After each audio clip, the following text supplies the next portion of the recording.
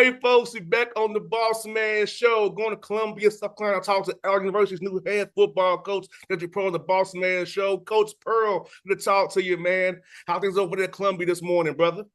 Everything going great, man. We got some great weather. Everybody getting ready for the 4th of July, so it's great. I hear that, coach. Tell me about it, man. How I feel to be back in that head coaching seat, man. Universities are on the rise. Got a lot of new coaches over there at Allen now. We're under Jasper's leadership, man. So how cool you be the part of this AU University uprising and coming up here over there, man. Let's feel good, man. I'm thankful for the opportunity that President McNeely and Jasper AD Cox gave me to be a head coach again. So I'm really excited about the season, and I can't wait to get started. Spring ball was a success in our eyes. Just getting prepared. The kids come in July 31st, so the juices are starting to flow and just getting ready, man. It's an old saying in football. Once July 4th hit, it's football season. No, you already know, Coach. You already know it is. It's time to get in camp mode for sure. And Coach, man, this spring, talk about trying to get these young men to buy into you and your staff's way of doing things, teach them how you want them to practice, how you want them to go about being a student in the community as well, going to class, off the field, study hustle, how to work out. So, how was it getting you guys to buy into how you want things done this spring, Coach? Well, that's the number one goal when you come in as a new coach at a new university. Especially now with the transfer portal, the first thing you have to do is embrace everybody that's currently still there. We walked into a situation where it was like 20 plus guys that got in the portal. That's just today's game. No issue at all. But anytime you got to get used to a new way of doing things and new terminology and a new philosophy, it always takes a little time. But the kids bought in, and by the end of spring ball, everybody was on the same page, and that was a really good thing, and it was a really good bright spot and sign that we headed in the right direction. No doubt, Coach Pearl, man. When you go into I call it speed dating now, Coach Pearl, with the portal, man, trying to figure out a young man's motives. Does it really want to be a part of something, or is it because you never know what young man's motive is? So how is it been trying to get these young men fast, speed dating fashion to see if they actually do fit what you're trying to build for the core values of your program? Well, the first thing you want to do is try to get them on campus and a visit. The assistant coaches do a good job of reaching out to them and recruiting them and getting to know them. And then once they come on campus, we sit down in my office along with them and their parents, and I just kind of lay it out how things are here under my regime as the head coach and the way things are going to be. And that's a conversation we have with the young man and his parents. And I always ask before they leave, is that something you think you want to be a part of? Because this is the way we're going to operate. And it's been going well. We bringing in about 40 to 50 kids, so to replace the roster, to rebuild the roster from last year. So that's pretty much the way it goes nowadays with the transfer portal. You pretty much have to get all the information that you can on why they transfer. You have to have that conversation with the young man. And if you feel like you got all of the answers that you agree with, then you move forward and offer them a scholarship and try to bring them into your program. And Coach Pearl, with the new environment, do you want to still have a lot of high school guys? Or you want to kind of maybe go JUCO and establish guys within the portal, kind of stay old and have guys who experience, don't know what they're doing, or do you want to kind of mix a little bit of all of it together? Well, I believe in a mixture, and that's pretty much what we did during our recruiting process. Because there's still some great talent in high school. The bottom line is those guys are going to be young, but now with the transfer portal, Division II can really get some guys that were FCS level type recruits and talented.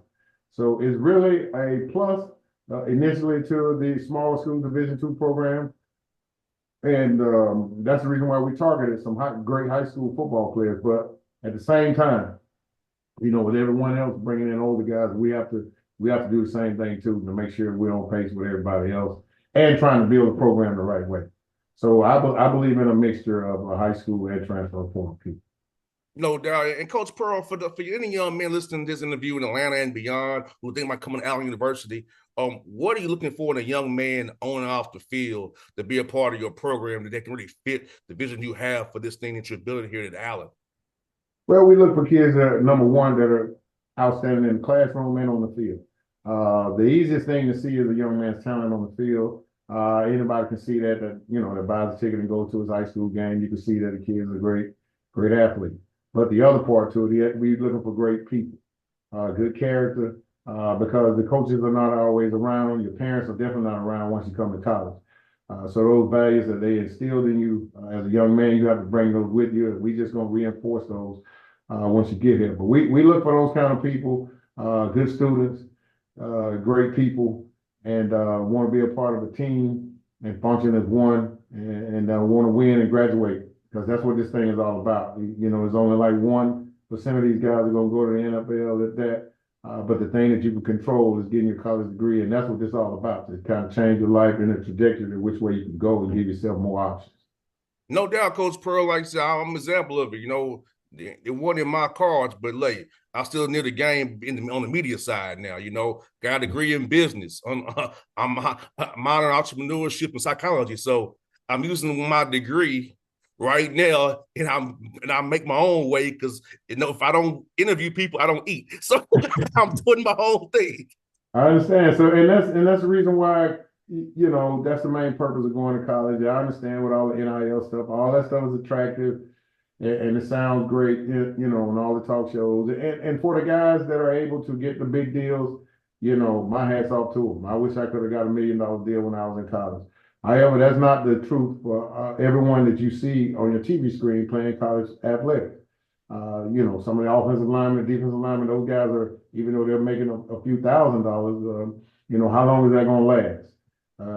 You know, so that kind of money is not going to last you a lifetime. So you still need a degree, because that whistle is going to stop blowing one day for all of them. No doubt. And Coach Pearl, your guys in a great area that's growing. Columbus, South Carolina. You're an hour from Charlotte, another city that's growing. So talk about the opportunities your young men have off the field for internships and networking opportunities in the area you're in as booming and brimming as it grows and expands. Yeah, funny you say that. Bowen has moved into South Carolina and has one of our big partners here at Allen University.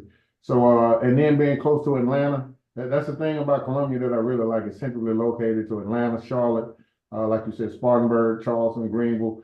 So and the major companies around here that our kids will have the opportunity to internship. So once they graduate, you know, you can have a job in line. You know, again, those are some of the things that we preach along with going to graduate school, because that's another reality. If your grades are at a certain point when you graduate from college, you can go to grad school for free. You know, so those are the kind of things that we try to push and encourage. And yes, yeah, we for those guys that are that talented, yes, we love for all of them to go to the NFL. That's the best temporary job in America. And you heard what I said, temporary, because you can't. The average player plays 3.5 years, so that's a great field to get a jump start financially, to make yourself secure for a lifetime. However, that's a small percentage, just like playing the lottery. You know, not everybody wins, even though everybody plays. So again, our number one focus here is to make sure these young men graduate and win a championship before they leave.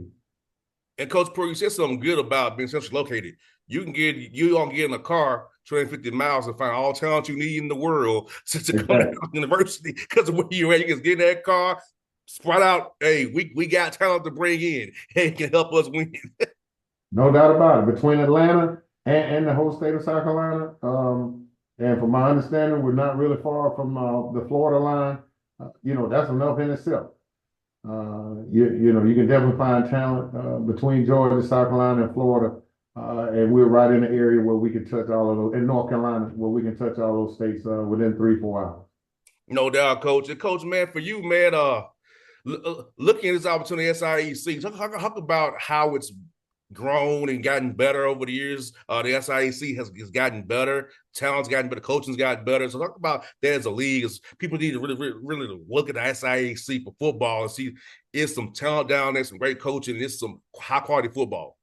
Well, it's always been high quality football, but this league has grown since I was a player in it in 1987. I remember playing games live on BET, and I know people like, "Whoa, coach!" Yeah, I remember that too. But now with the SIC being the only Division II conference in America with a contract with ESPN, you know, all of our member schools get a chance to play live on ESPN Plus, which is a benefit, which only acts as a recruiting tool for every institution in the conference. We have a conference full of great coaches that are in this league, and the atmospheres in the SIC second to none, man. you go on the road and you go into some hostile environments as you should. There should be a home field advantage when you go into somebody else's place and people coming into our place. We want our fans to be rowdy and respectful and cheering us on to beat our opponents. But it's a great atmosphere. You have a TV contract, and we got some really great coaches and talented players, and that some get a chance to go on to the next level. And over the years, they have. So it's a great league to play in, especially if you're going to play Division II football. I wouldn't could see myself in any other team. No, I hear that, coach. And I was lucky growing up on the west side of Atlanta, being able to walk down the street to Clark and Morehouse and get to enjoy that on Saturdays, man, was cool for me, man. So I guess I got that bug forward early. And coach, talk about that, man, for a young man, HBC experience for a young man. I said, I went to Tennessee State, and I'm happy I went there. I wouldn't trade it for the world. I had a great time up there. Got a lot of friends up there. Still, a lot of people who care about me up there, who looked after me. Talk about that part of the HBCU school to help young Black men and give them that opportunity to jumpstart them. A lot of like me came from a rough environment, got a degree. Now I'm taking the opportunity and ran with it.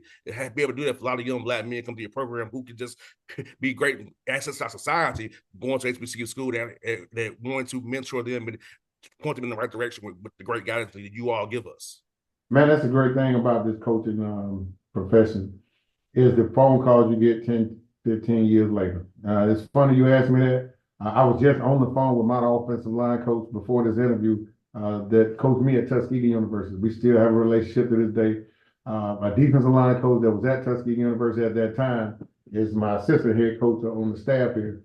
So the HBCU level, the networking, the family atmosphere, it's second to none, man. And these are relationships you'll have for a lifetime, whether you're a coach or your teammates. Some of my teammates have gone on to do bigger and better things, and we still talk to this day. So if I need something, I can reach out to anybody around this United States and possibly get some assistance. But there's nothing like the friendship and the networking and the fellowship in HBCU sports. Again, second to none. Coach, let me ask you some about yourself, man. At what point in your career, playing wise, you decided you want to get into coaching? I know my dad was a coach, but I didn't choose to be a coach like my dad. But I saw how how he had stress on him, but he loved it though. So for you, what kind of you want to get into coaching, and when did you decide you want to be a coach? Well, actually, we was talking about that relationship. My offensive coordinator became the new head coach at Tuskegee after I graduated. And I was working at United Methodist Children's Home in Selma, Alabama. I'll never forget this. And he called me one late night about 10 o'clock and asked me, Pearl, you want to get your master's degree in coach football? I said, yeah, coach. Where? He was like, I'm about to accept the head job at your school, Tuskegee University. I want to bring you on as an offensive grad assistant. And I was like, coach, when do I need to be there? Because I always wanted to get my master's degree, but I got a chance to get it for free by being a grad assistant. So that's how I got into coaching back in '93, the great Haney Kitchens.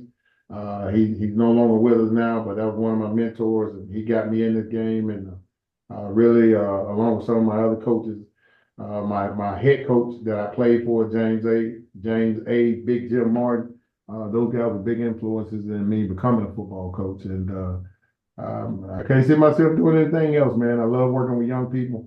Love seeing them, taking them from this raw mold of clay when they first come to walk through the door and seeing them mature and grow up into the adults that a lot of them have become now, man. That's the biggest thing. Like I said, those phone calls you get back now, and these guys are married. I call them kids, but some of them 40 years old, JR. they got kids, they got wives, they got some of them on their own businesses and all this kind of stuff, but they'll still be kids to me, not in a disrespectful way, just like I told you, I just got off the phone with my O-line coach. He talked to me the same way I was when I was 18. Yes. But I lean on him a lot. And so that's, those are some of the things, man. Those are some of the things that we look forward to. Yeah, Coach Pearl, like when I call Rod Reed or LC Cole or Johnny Cole, hey, trust me, I get those same talks. Like, you sure you want to do that? Are you sure? Right. But it's because they still love and care for me, man, after all these years, man. So like I said, shout out to them, those guys who helped molded me, man. I'll go farther, coach. 4 years old, Tennessee State going to basketball camp, meeting Anthony Mason, a Newark Nick player who played for Tennessee State. That inspired me too as a 4-year-old. Right. Meeting him and Carlos Rogers, and they took an interest in a 4-year-old. You know what I'm saying? Never forgot that from a 4-year-old. So just that whole environment of HBCUs and that family environment, man, you can't beat it, man. And I love it. I know we have our struggles with finances and resources, but everything else, man, about the family environment, the community, and the true love of each other, man, it's one of a kind, Coach. Yeah. And you know, everywhere there's struggle. So, you know, you have to take the good with the bad, but that's life. No doubt. And Coach, I probably will see you the September 7th at Clark Atlanta. LC Cole's defense coordinator now with Coach Keaton over there at Clark. So I'm going to be neutral as I can because I like both of you, man. Well, that's fine, Coach. That's fine. I think it's going to be a great ball. I look forward to it too. Yeah, because as I said, I like Allen, I like y'all too. I got relationships with both schools, but I'm gonna be neutral so I can. It's a win-win for you, Coach. It's a win-win, man. Yeah, hey, Coach, what I'm gonna do is I'm gonna come with Tennessee State gear. I can't lose. Can't lose. There you go. You come in blue and white, you're gonna be all right. Yes, sir.